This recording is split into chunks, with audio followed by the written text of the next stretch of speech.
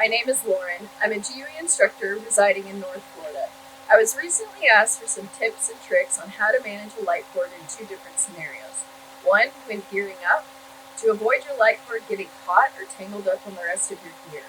And two, when diving in a low area, to avoid it dragging across the bottom. So in this video, we'll cover light cord management techniques for these two situations. One of the things I like to do prior to donning my dive gear is to place my light cord inside of the handle. To do this, simply take two ends of the light cord and then slide it through the handle. From there, make sure everything else is neat and tight, and then you can get geared up.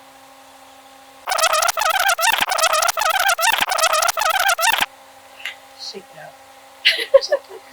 By tucking my light cord inside of the handle, I find it a lot less likely to get caught into my dive gear when I'm gearing up. So the last thing I'm going to do is stow my light cord underneath my long hose and then underneath my waist belt. And then I can get into the water from here.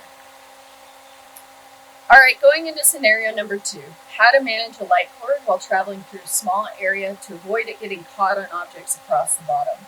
A little trick you can do to take up any slack in your light cord is to extend it out in front of you with both hands, or what I prefer to do is to hold the excess hose with your thumb, with your left hand, and then you can swim through that area from there.